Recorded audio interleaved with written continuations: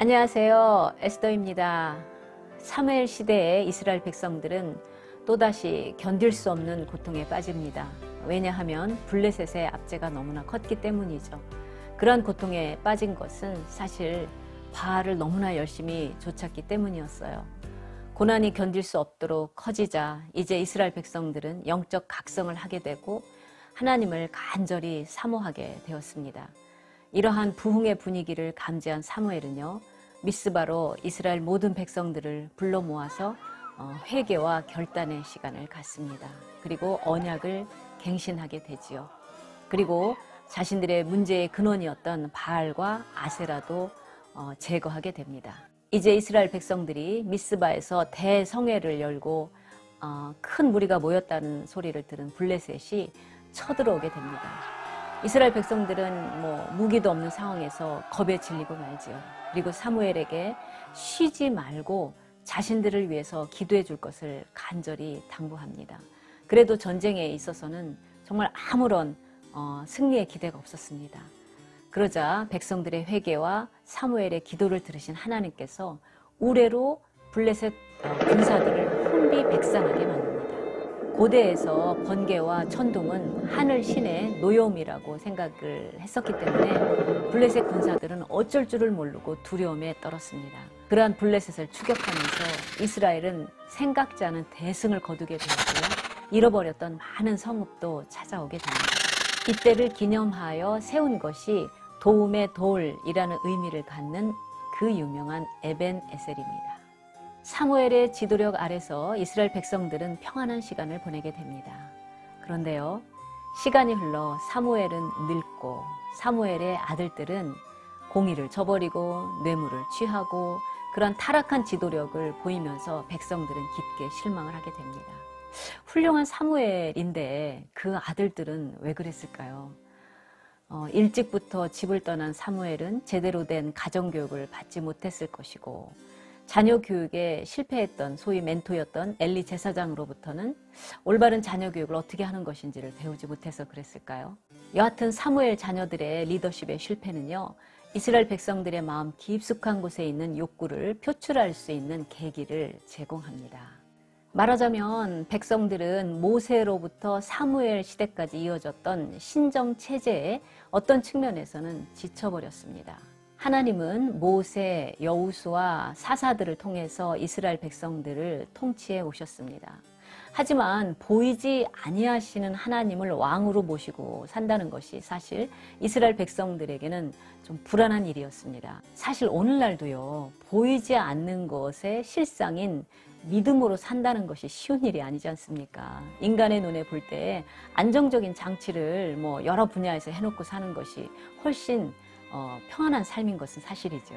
결국 백성들은 부분적인 어떤 사사들의 통치가 아니라요, 왕을 중심으로 한 강력하고 세습적인 왕정을 요구하는 것이었습니다. 사실 이집트라든지 에돔이라든지 암몬, 모압은요, 일찌감치 왕정 체제를 통해서 왕을 중심으로 한 강력한 군사력과 정치력을 갖추고 있는 것처럼 보였습니다. 그러한 나라들을 보니까요, 정말 왕정만 되면 이 지긋지긋한 이방 나라들의 압제에서 자유롭고 정말 두 다리를 쭉 펴고 살 것만 같았지요.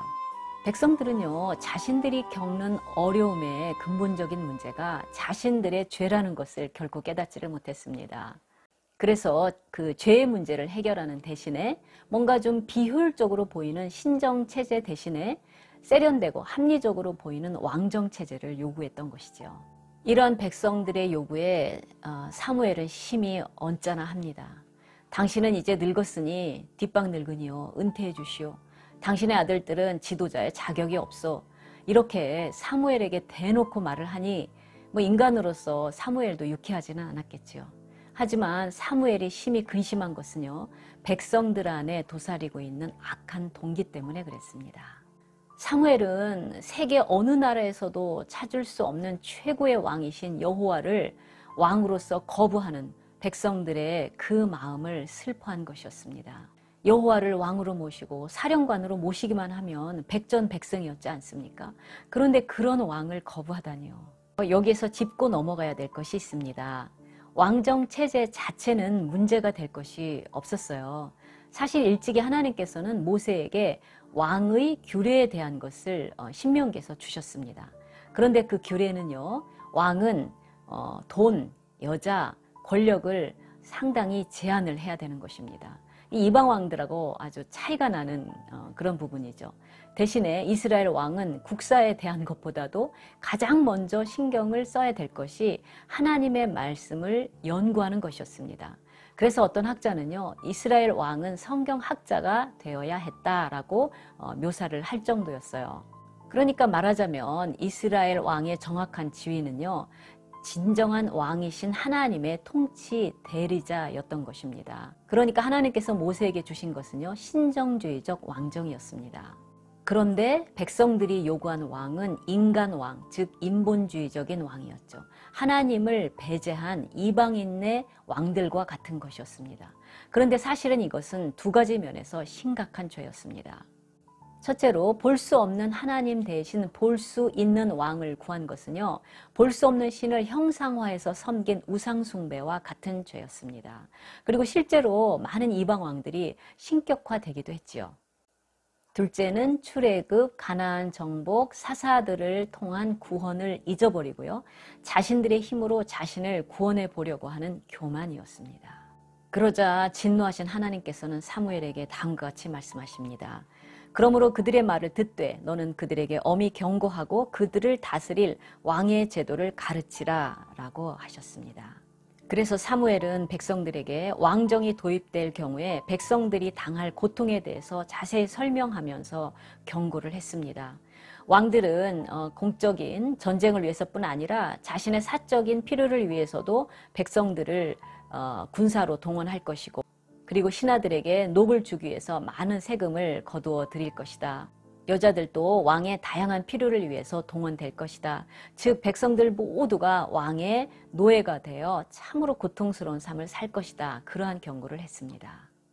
또한 왕의 폭정으로 너무나 고통스러워 하나님 앞에 부르짖을 때 그때는 하나님께서 응답지 아니할 것이다. 그렇게 말을 했죠. 그런데도 백성들은 아닙니다. No problem이에요. 왕을 주세요. 그렇게 고집을 부렸습니다. 사람은 자신이 아는 것만큼만 보인다고 하지 않습니까? 당시 이스라엘 백성들은 자신의 시야가 얼마나 좁은지를 전혀 깨닫지를 못했습니다. 하나님께서 경고하신 일은요, 이스라엘 역사에서 문자 그대로 일어납니다.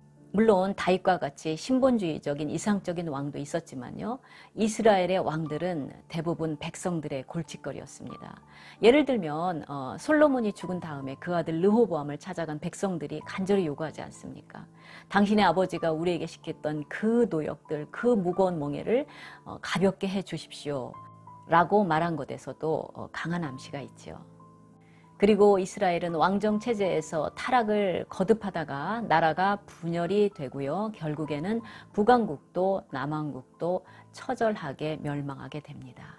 그리고 나라를 잃은 이스라엘 백성들이 언제 나라를 세웠죠? 바로 2000 몇백 년이 지난 20세기 1948년도에 이스라엘이 독립하게 되지요.